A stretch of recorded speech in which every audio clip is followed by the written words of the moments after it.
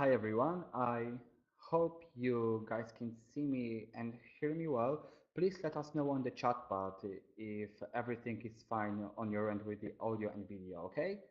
Let me know if you can hear me, if you can see me, and we'll take it from there.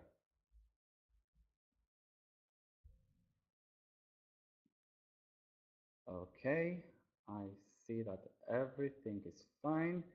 The audio is fine. Thank you. Thank you. Hi everyone. Okay, so welcome everyone to our next expert webinar. My name is Oscar and I have a great pleasure to be your moderator today. So if you're here today, you probably run your own online courses or you want to start and you want to learn something that will get your course up and running. If so, don't go anywhere, you're in the right place. Our special guest today is Andrea Vahl. Andrea is the social media speaker, author, and consultant. And have you heard about the book Facebook Marketing All-in-One for Dummies? Well, Andrea is the one of the co-authors of this book, and she's also one of the most influential people online right now. So before we start, and I leave you with Andrea, I'd like to tell you briefly what we have prepared for you today. So first, we'll start with Andrea's presentation, which should last around 35 minutes. And after that, we'll have a live Q&A session. So if you have any questions you'd like to ask our expert, please save them till the end. And for now, just enjoy the presentation. However, if you have any questions about ClickMeeting, about webinars, my colleague Julia and I will be happy to answer all of them on the chat pad. So if you have any questions, feel free to ask. I think we are almost ready to start, but we would like to know where are you guys from. Please let us know on the chat pad where you're from. We, for now, hosting this webinar from Gdańsk, Poland, and we would love to know where are you guys from. We have Amy from Denver, Exeter, UK, Germany, Austin, Thessaloniki, Poland, Los Angeles. Oh, here it comes. Thank you. Poland, Warsaw, Sweden, England. Great, great, great. I'm very happy you've joined us today, and I really hope you will enjoy this presentation. I think we are ready to start this presentation. So, Andrea, the room is yours. And for you guys, enjoy the presentation. If you have any questions, just ask. All right, thank you so much, Oscar, and thanks so much for having me on this webinar. I'm super excited to get started, and we have a lot of good content, and I'm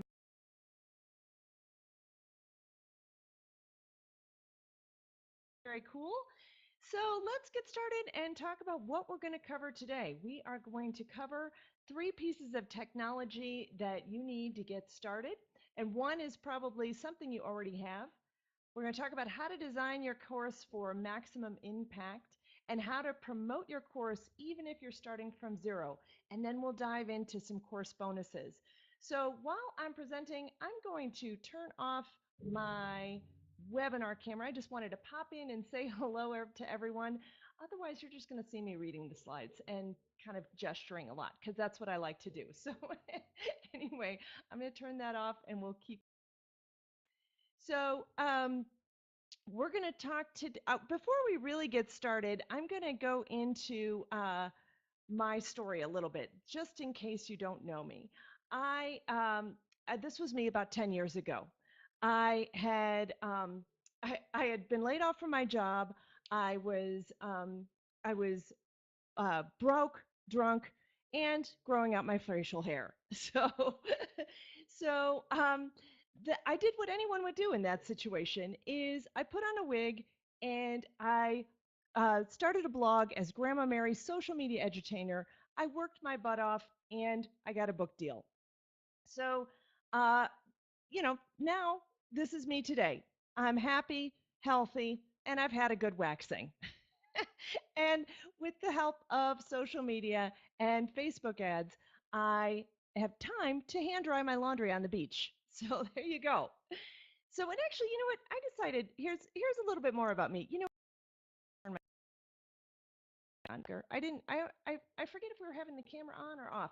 We'll just turn it on because I like talking to you guys. So I will talk to you, and you will see me gesturing. So a little bit more about me is I have grown my business. I've been working online and started a blog as Grandma Mary's social media edutainer. And part of that is true. I had been laid off from my job. And what was happening was I discovered that I wanted to do something else. I had a 1 year old son at home. And so I wanted to stay at home, but I also wanted to do some different things. So I started an in home wine tasting business. And that was a great job as a stay-at-home mom. I got to, drink on the job. So there you go.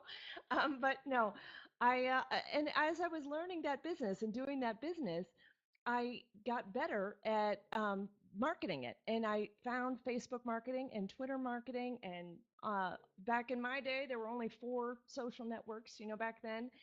And I had friends asking me, how do you do that? How I want to learn how you do what you're doing.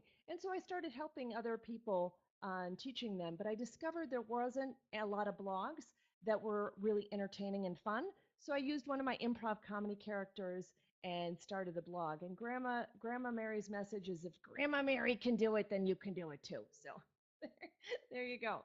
And Grandma Mary has retired because I needed her glasses. So there you go. No, that's so now I do stand up comedy. I actually did some stand up comedy last night in Denver, so that was a lot of fun.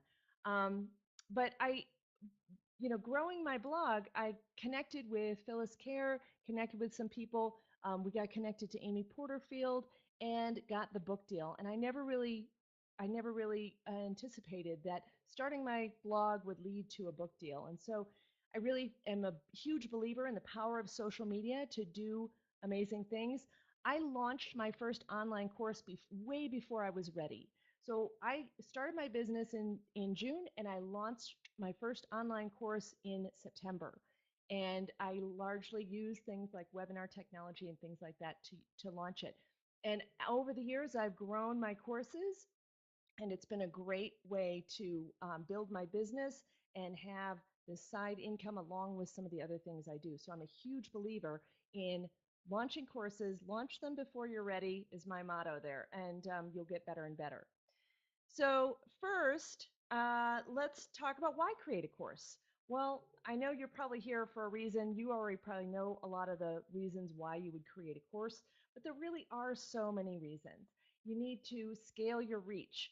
You might want that extra income, or you want to diversify your income.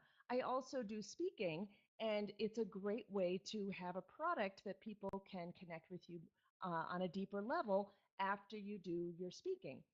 You can help different people at different price points. So you can have a quick course, you can have a more in-depth course, and if someone can't afford to hire you as a consultant, then you might offer them a course that they can still learn from you in and do it more at their own self-pace.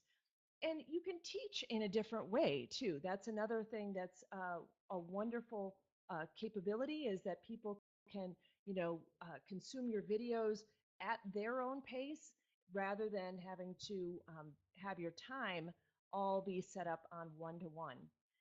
And it gives you more time. Now I say that's debatable because it's not just a launch it and they will come. You do have to have some work that you put into your course, not only in just creating it, but then in the marketing on that back end. So there's a lot to a course, and sometimes there's some updating that you might have to do as well. So I want to ask you a question. What if starting your online course felt like this? Just a jog on the farm in your wedding dress, right? Because who doesn't want to do that, right? so, so I want to make it as easy as possible for you. And that is why we're here today, because we want to have this feel super, super easy. So let's get started with some of the basics. Let's talk about the 3 pieces of technology you need to get started because this is where people often get overwhelmed. They think, oh my gosh, I need all this technology. I don't even know how it works. And they work on comparing all the different things that they could do. And I really encourage you to start simple and just get something going. So, here are the three must have pieces of technology. First of all, I really suggest you have an email system of some kind. Preferably, you would have a list already started of contacts that you've worked with or people, a warm connection with people that you've already maybe done some business with. But you don't necessarily have to have that. You can start from scratch. You want to have a website or a way to deliver your course. Now, I do say having a website is preferable because that can help brand you and you can control that a little bit more. But there are ways to launch a course without having a website of your own. You can launch it and host it on another website.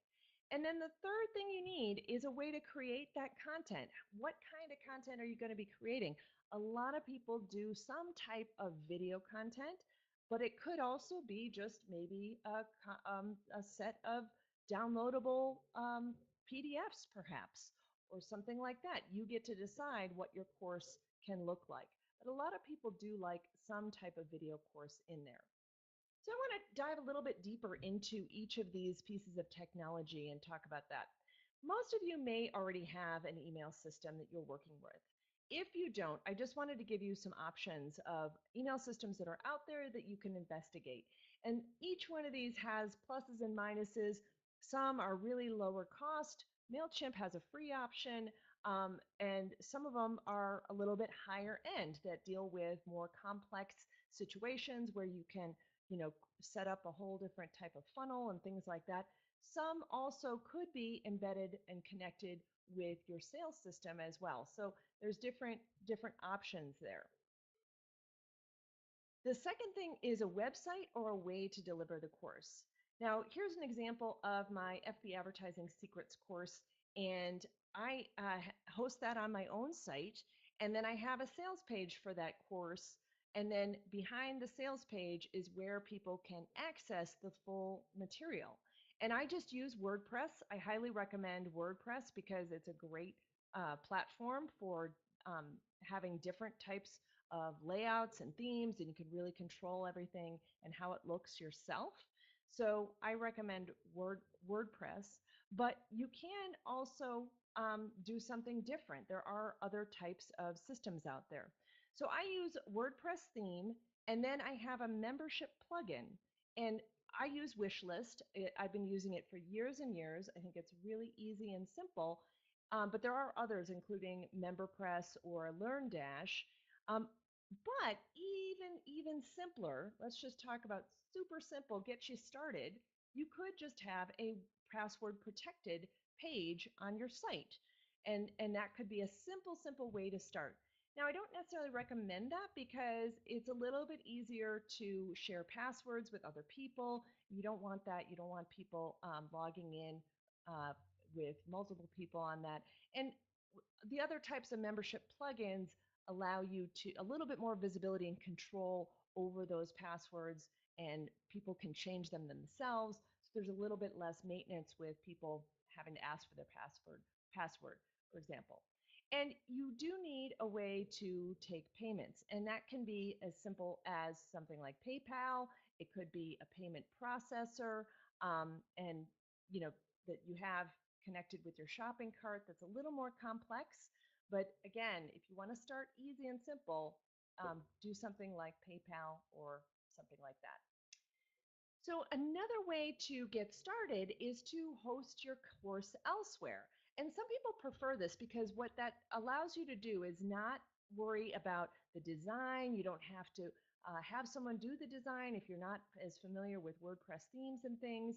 So there's lots of great course hosting sites out there, things like Thinkific, Teachable, Rizuku, Skillshare, and Udemy. And those do have different types of fees associated with them. So you want to look and investigate those. But I would suggest starting with those five first and kind of look at some of the benefits. I've definitely had lots of people talk about the benefits of all of these and love them for different things. So as with any type of course software, they all have their pluses and minuses. So awesome. We have someone saying that they use Thinkific, and I know I've had people use different things there. So now again, just keeping things really easy. You could even just have your course be a series of paid webinars or a single paid webinar. Maybe it's a paid webinar that goes for an hour and a half or 2 hours, perhaps a little more in depth. Or John Loomer does things where he does a couple of webinars and you sign up for the series and he promotes those. Here's one from Chris Brogan, who is just charging $20 for a webinar. That's like such a good deal, and that can help you deliver that paid content. And the thing that's awesome about that is that you can build this and then maybe put your webinars that you launch as single webinars into a full course that then you sell as a package. So it allows you to get paid for creating the content as you create it, which is super awesome. So let's talk about creating the content. Obviously, we're really focusing on webinars on this presentation, and I'm a huge believer in that because that's what I've done for my years of creating courses. And why I like webinars is that they can be very, very interactive and allow you to get some instant feedback from people who are on the webinar. You don't have to worry about the editing. People kind of give you a little bit more leeway on because they realize it's a live webinar. Whereas sometimes when I'm recording videos, I feel like I've got to edit them super tight and be really conscious of that. And of course, you want to be delivering good content along the way, but I suggest don't worry about getting it perfect because that's a thing that can really slow you down as well. You could also do a screencast recording if you're trying to record videos. And I use Camtasia, but there's also lots of other possibilities out there, ScreenFlow, things like that. And you can even use your webinar software to create that easy content, and not even have not even have people on there, and allow you to record that. And when you have recorded that webinar, you want to then embed that. So you can have people on the webinar live, but a lot of people may not be able to attend live. They might be from different parts of the world. They may just not be available at that time. And so if you want to increase your sales, you need to have some sort of live or some sort of recording available for them. And so having a way to record it is definitely key.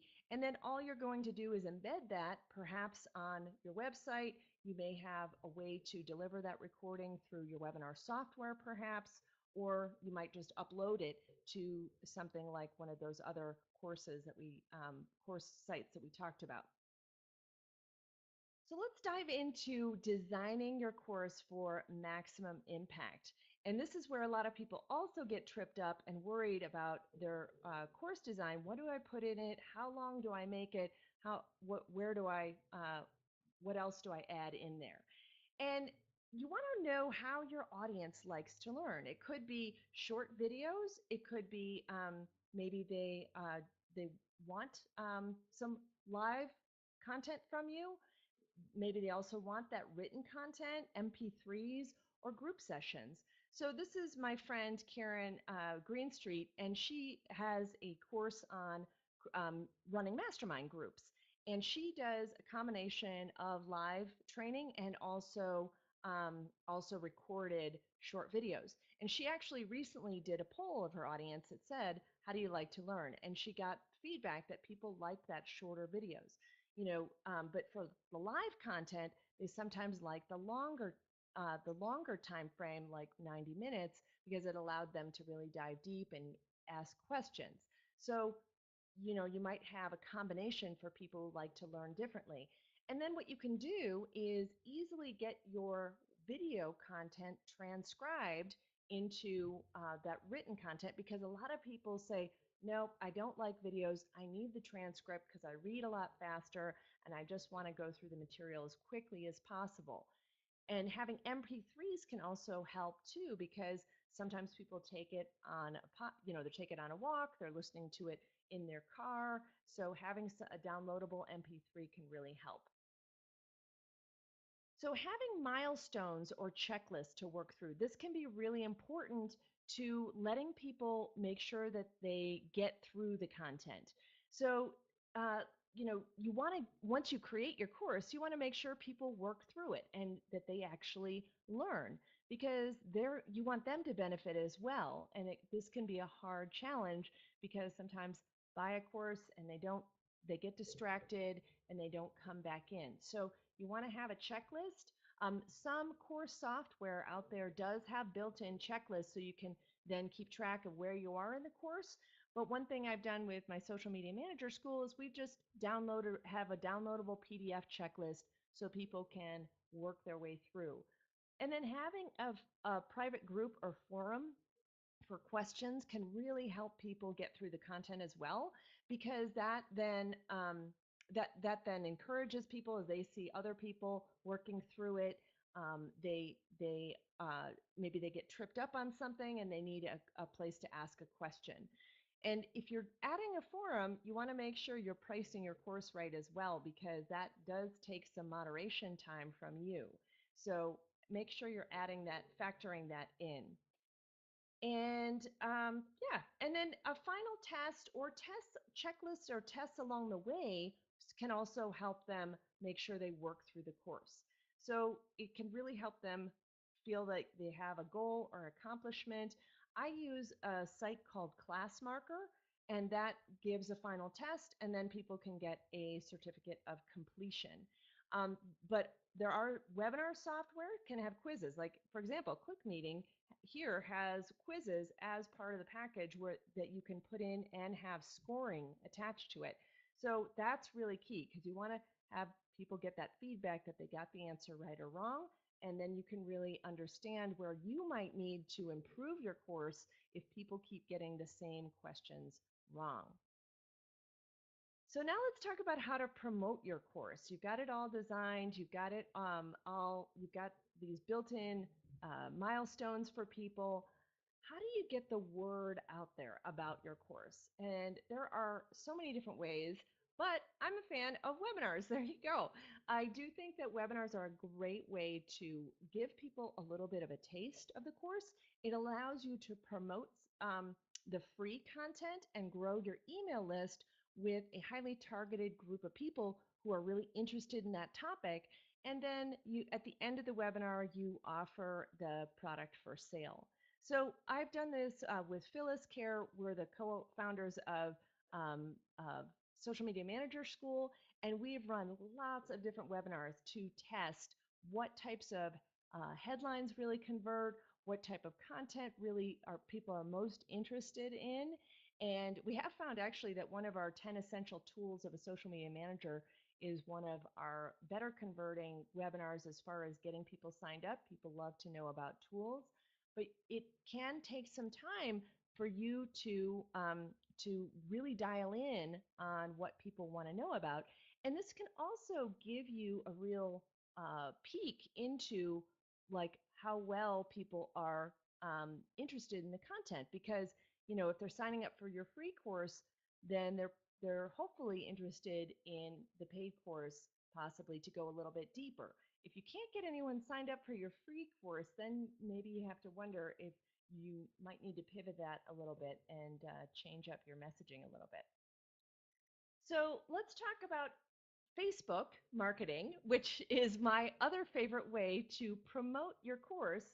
I definitely think using Facebook ads is one of the best ways to get the word out about your course. And this is an example from a client of mine who runs a course for piano teachers. And so he does free training once a month. He does a webinar once a month, and he has a different topic every month. And then at the end, he promotes his membership, which is essentially kind of like a course because he's got all this training in there, and people sign up to belong to that training. And so he's also testing different webinar titles. We're testing different images as we go. But then he's also using email marketing to get those people who've signed up for some of his past webinars onto a new webinar and remind him about his course there and his membership site. So another way to, one of the great things about Facebook ads for promoting your course is that you can really track conversions and do some different things with that. So sometimes it's a little more challenging. I have found that it's a little more challenging with Facebook ads to get people onto a webinar. Not more challenging, I should say, because it works, but sometimes other methods of growing your email list can lead to cheaper conversions. And you can track all of these methods and get people on your email list that then promotes your course. So in this example, he was using running an ad for a blog post. And in the blog post, he had a downloadable that was in line with the blog post, high up in the content so that people saw it very quickly. And then it was an ultimate guide to left-hand patterns. And that grew his email list very, very quickly, a little bit better in terms of conversion cost than the webinars he runs. But it's important to get people on the webinars as well. And we can track that conversion cost with the Facebook Pixel for both of those types of lead generation tactics, both the webinar and just getting people on through a downloadable. And it is important to vary the type of content you promote. This is a friend of mine, Jean Marie, who has a course on organic gardening in the city. And she does a little downloadable, but then it leads to a course on $400 of uh, uh, garden produce in 40 days. And that can also help you promote the course. So see what works best for you. And then she also has a video along with that downloadable, but she kind of highlights the downloadable a little bit more because sometimes that can lead to a better conversion sometimes. So, even if you have a webinar, you might promote it with the downloadable as well. So again, once you've got your list built, then you're going to invite your email list to purchase your course. So you've built up your email list, and now you're going to have a series of emails that will promote that course. And it's challenging if you don't have an open and close method to your course. If your course is always open, which is also called evergreen, then that can be a little harder to move people off the needle because they can think, well, I'll just buy it later or whatever. And so this is an example from my friend Doug, who does storytelling. He sometimes does sales. He sent out an email saying, hey, it's 50% off now. There's a little bit more incentive to buy. But evergreen methods still can work if you have things like maybe a fast action bonus or something that expires so that they need to purchase now. But I typically use the open and close cart method where the cart is open. I promote the webinar or free things, and then the cart is open for about a week. And then we close the cart, and then we kind of have some urgency around signing up for that session. And you can use your Facebook Pixel. Now you're going to have an ad that will go straight to the course. And if the Pixel is housed, or if the course is housed on your own website, you can track this a little bit better because you are going to have a little more, you're going to be able to put the Pixel on your site. You're going to have access to the thank you page that people get to after they purchase the course.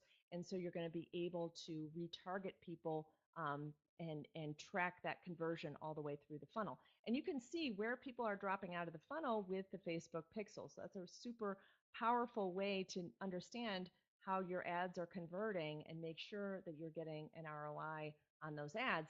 And I'm typically only advertising and to my warm audience, which I'm using the retargeting capability on Facebook ads to then just target the people who have landed on the sales page, target the people who have signed up for the webinar or watched one of the videos or things like that. And I highly recommend that you do split testing. This is one of the big things that will help you get better results. So I want to do a little poll here on which ad you guys think converted better. The left one, which has the blue background, and actually maybe, well, Anyway, it has a blue background. The text is all the same. Okay, good. You can put it back. So yeah, just look at it real quick here and decide which one you think converted better. Now, I'm going to say this: the blue background and the white background ads. I know there's different text on the images itself, but I did test this as well with the same text. I just keep forgetting to swap out this image on the right there, but they all had the same text. So let's see which one you think converted better: the left one, which is blue, or the right one. So I'm going to give you a couple of minutes to think about that. And then I'm going to tell you a little bit about split testing while we're doing that, while you choose. So split testing really is the act of having two different ads that you test and only varying one thing when you do that testing. So you're only going to vary the image, or maybe you're only going to vary some keywords that you're targeting, and then the rest of the variables are going to be the same. So that when you get your results, you know that the difference came because of those different variables. And not, if you're changing a lot of things at once, you don't exactly know what was the led to that big change. So with split testing in a very systematic way, you're going to be able to then get better and better. So awesome. Do we have results at this point? Not sure. Okay, awesome. The left one, the blue one. Yeah, so you guys are good. You guys are good. I chose the right one. I thought the right one was going to convert much better, but it's pretty even. I thought the one with the white background was going to convert better. I think I look a lot cuter in that one. I mean, that's what I would have thought. So, you really have to test because you're not exactly sure. And the one with the blue background actually gave me 30% cheaper cost per conversion. So when you can save 30% on your marketing, that is huge. So you definitely want to do your testing. So I wanted to give another example here of a friend of mine who has, or a client of mine who has does webinars to grow her email list. So she has an ebook as well that she uses, but then she has 2 weeks of free online training with a recorded webinar that leads to a sale. And then she uses Facebook ads to promote both of those free things, but then also has some summer school to promote her openings in the spring and the fall. So she has really grown her business over the last year, even though her Facebook organic traffic has gone down quite a bit. We've been able to use Facebook ads to really promote her course and her um, really grow her list. So I want to dive a little bit deeper into a case study here and talk about um, another course that was from a client of mine. He had the Natural Rearing Roadmap course, and really what it was about was just rearing your puppies very naturally. And so he had a series of free ebooks and videos, and then he launched the course. So we had a series of different lead magnets, and it included both a downloadable and a video. And we advertised those lead magnets to dog owners. We tested different things like raw feeding keywords. We used lookalike audiences. We used some retargeting. He had a good Facebook, or had a good website uh, website traffic, so we were able to do retargeting. And then at the end of all that, we did course promotion. And his course was only open or the cart was only open, I think 4 or 5 days actually. I think it was 5 days. I have 4 days in there, but maybe it was shorter. Um, and then we did the retargeting. So here's some examples of the sales ads. So we did when we were doing the sales ads for the course, we were using his image because people were a little more familiar with him at that point, because they had watched his videos. But we also tested some of the other images we used in the ad itself, or in the list growth phase. So I'm going to do another quick poll on which image you guys think converted here. So this one is there's the three puppies, and we're gonna, yeah, three puppies was on the left, and the two puppies was on the right. So one, yeah, one had the green background and one had a little more stylized. So I don't know if you guys got a chance to take a look at that, but hopefully you can vote. We'll do another vote here, and then we'll see which one converted. And one of them got $1.35 less per conversion. So let's see what we get with the votes. Awesome. Yeah, but it is important to do your split testing because what, that's one of the biggest mistakes people make with Facebook ads. Okay, I know. Some people didn't get a chance to see them, so I don't know if you can. Yeah, so there we are.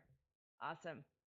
So yeah, we have pretty much the same text in the ad. There's a little bit different text in the image itself, but same text in the ad section of it. So awesome. Maybe people can go back. So now let's go see. Um, but yeah, that's one of the, like I said, one of the biggest mistakes people make is they're not testing enough different images. And as far as Facebook ad testing, one of the biggest differences that you can test is first in the demographics. You want to test different keywords. The next biggest difference maker is the images themselves. So, you don't have to test every single thing with Facebook ads, but definitely test demographics and different images. Awesome. Oh, it's so even. Oh, wait, no, let's see. So we have 39% voted the right one. And that is exactly, or no, 60% voted the right one of the people who got a chance to vote, and then 39% the left one. Yeah, that's exactly what I would have thought. I thought the more stylized one would have converted a little bit better, but it was the one with the three puppies that actually did better. And that converted at $1.35, I think, $1.35. Oh, I didn't have it on here, but it was $1.35 less per conversion. And if you can save $1.35 per lead, that is great. So we did find the best ad and lead magnet was that puppy immunization topic and the three puppies picture. We had 10 sales directly due to the Facebook ads, which were brand new subscribers. We were counting only the people who were brought in brand new, but we had a lot of assisted sales because of the ads, and that also is really important. And we got a 221% return on the ads investment. So we didn't spend a ton on the ads to get those 10 sales. So that's really, really important. So let's talk about course bonuses to wrap up here, and then we'll get to some questions. So course bonuses can make a big difference. I used to kind of not think that it was that important, but they can really help sell your course. You want to make the buying the course a no-brainer. And sometimes I find people are purchasing the course only for the course bonuses. So you want to make that a real big value add. And you also want to think about course bonuses that can answer objections that the customer might have. So why might they not purchase from you? And how can you make that easier with a course bonus? So for example, if they need something to get started to take your course, or if they need something to assist them that will make their life easier, then putting that in as a course bonus can be a good thing. The example I was going to give is if they say, wait, well, let me just wait until I have X before I take your course. Is there a way that you can give them X in your course bonus? And think about things that can help them save work or save time. And this is an example from Jean, or it's Stacy Jean. I got her name wrong, Stacy Jean.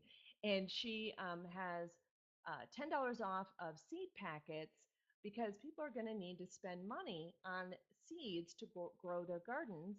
And so what she offers is $10 off over and over.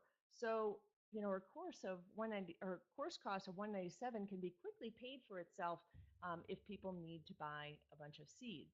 And then she also has some recipes to help, because people might say, well, I don't even know what I'm going to do with this food. I don't even know how to cook kale or whatever it is. She includes some recipes. So designing a course bonus, what can it look like? It can be a video. That could be another way to get them more content. It could be checklists, ebooks. You might have to get a cover designed for that. I do recommend making sure it looks really professional. And then coupons can help too, or extra live webinars. So for example, in my Facebook ads course, as an add-on to my premium level, I have some live webinars that help sell that level. So let's get into some key takeaways. What did we talk about that you can start implementing? I really suggest, if you haven't started a course yet, start simple. Just get it out there, get the first one launched, and you're going to make improvements. Use webinars to make the promotion and course creation easy. And then promote your course through freebies that you're going to offer, and then sell the course through your email. So that's my big message with that. And if you're on the fence about getting started, I do, like I said, just get started and get going. The best time to start was yesterday. The next best time is now. So I have a question for you. Who's ready for a little jog, right? So awesome, everyone. We are going to take your questions now. Thank you so much. This has been so much fun. So feel free to put your questions in, and I know they're going to bring those questions up on screen. That's kind of a cool feature of ClickMeeting, that we've got a question mode. So feel free to type your questions in, and if there's any other questions that have been previously asked, couldn't catch what was happening in the chat. I know you guys were chatting over there. So awesome. Anything. So promoting, Bonnie's asking, please go over promoting your course with freebies. Yep, and there's the question right on the screen. I should wait for the screen question, because that is a lot better, and I don't need to use my glasses as much. So yeah, so promoting your course with freebies, and what you want to have in your freebie. So let's talk about just kind of creating a freebie. What does that all capture, and how do you then lead people into your course with that freebie? So you're going to create something that is maybe just a little taster of what's in your course, or maybe answer a few key questions that are part of your course that you can help teach with. And what that does for you, especially, let's just focus first on just webinar promotions and free webinars, because that's a great way to promote your course. So you want to have a lot of value in that webinar. And so often what I'll do is I'll just take a look at some of the course content and say, okay, what can I pull out of here and extract out of here and give away? I used to really worry about this. I used to worry about giving something away that was in my course. I'm like, oh my gosh, if I give it away, then how am I going to then sell it? People, won't they get enough information? And there is a balance between not providing your whole course in a one webinar, of course, obviously, but having enough that you're teaching and enough value that people get to know you, they get to learn from you, they get to understand your teaching style a little bit, and it also creates more demand for that course, because you can then hopefully demonstrate what your course is going to really help them dive deeper into. So that's a balance. And then at the end of your course, you need to then promote what is in your course. So my structure is, typically I tell people what they're going to learn in the webinar. I introduce them to me, and kind of talk about what kind of makes me qualified to teach the course, for example, and teach the webinar, and give them a little bit about my backstory, but not too much. Then dive into that great content and give them some good things that they can take away, and then let them know at the end, I'm going to be promoting my course, and I spend about 10 minutes going over what's in the course, and then offer that course available for them. And if it's a limited time, then let them know that they only have a week to sign up, or whatever that might be. Now, if you're promoting it with ebooks, you're going to maybe have like some content in the ebook, and then you're going to talk about that course at the end of the ebook, and maybe they have a way to sign up, or maybe it's just a freebie that then gets them onto the email list, where you then have a series of emails to promote that course. So I hope that helps. Yeah.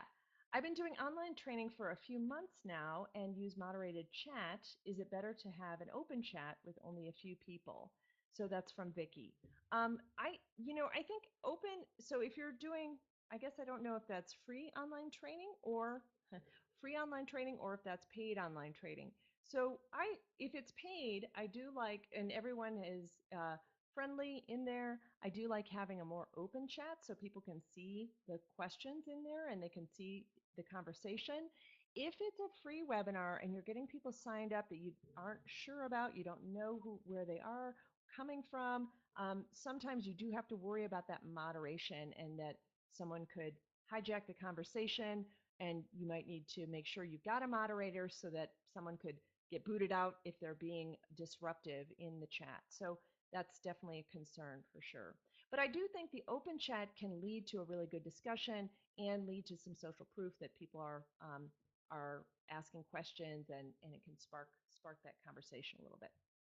So PowerPoint. Yeah, so Amy is asking, have you ever used PowerPoint to create a recorded slideshow? Yeah, I tried that. I don't know. It didn't work that well for me. I don't know what I was doing wrong with that, but that is an option. They have their own recording in there. But yeah, I couldn't get it to work. So I already had Camtasia, which is an easy way to record the screen, but there's other ways to do that. And I know people who do use recorded PowerPoint, so just see if it works for you. Maybe it was just user error on my part. I don't know. So awesome. Okay, Elani, sorry if I'm pronouncing that wrong, is asking, I'm an English teacher giving online lessons. Do you think your advice will help? I mean, because it's not just web seminar, but an 8th month course. Yeah, for sure. I think you can use these methods to promote anything, really. I mean, if you are, I mean, I, like I kind of try to show a little bit of variety because my clients are doing different things. They have a more longer period online where it's a membership type of thing, and they've got more involved training, or they have short things that they're doing. It's just a quick, maybe even just like a 1 day thing or whatever. So you can use these types of methods for any type of training for sure. And I think it depends a little bit on who your audience is too. Are they even familiar with what a webinar is? You might need a little bit of education. People who are in the marketing space, you say webinar and they're like, oh yeah, okay, I got it. But even people who aren't as marketing savvy will kind of have maybe been to a webinar before. But sometimes there's a learning curve with it on how do you get registered or how do you do that. So it might be just offering them something slightly different where it's a recorded video with a downloadable perhaps that then promotes that 8-month course. So yeah, hope that helps. So awesome. Vicky's asking, I also use an avatar of a picture of me rather than me on camera. Is there a benefit to them seeing me? So I think I do like, so I think if you are it it's sometimes challenging to be on camera, like especially the whole time, as as you might have seen from me. But and it might make you uncomfortable too. So I think it depends. I think I try and go live in a webinar when I'm talking for at least a little bit, and that way they get to know me a little bit better and see that it's actually me talking, and that sometimes gives you a better connection. So if you can go live for even just a little bit, and then maybe you switch back to just your avatar when you're doing the full training, perhaps. So awesome, awesome. And someone's saying, love Dr. Falconer. Yeah, he's great. I love him as well. He's great. Oh yeah, how user friendly? Monique is asking, how user friendly are the paid webinar sites? I'm looking into this for someone who is not technically savvy. So I think ClickMeeting is super, super easy. There are learning curves with any of this software. I mean, I think no matter how easy it is, I've tried a lot of webinar software. I really have. And there is always a little bit of navigation learning phase to it. So you have to kind of go in there, do a practice webinar for sure, and make sure that you know what the icons are and how you advance the slides. But definitely, they are. I mean, I think they're getting easier and easier than they used to be. And also, some of the features are so awesome. You know that you can circle things. You can have a whiteboard if you need it, so you can have different types of training styles. But again, uh, just you may just need to test a few out. And sometimes they have like a free trial. So for sure, go in, test it out, see what you think, see if you can set things up and do a quick test run and then make a decision. And yeah, I think they can be really easy once you get to know the platform. Awesome. So great. Did we get through all the questions? We did. Very, very cool. So yeah, you can connect with me at andreavahl.com. I've got all my social sites there too, and my blog posts. I do blog regularly, and I also have regular webinars and things like that. So you can get signed up to get connected with me. So thank you guys so much, and it's been so fun. And I think Oscar's coming back in. I came back into. Thank you very much for accepting.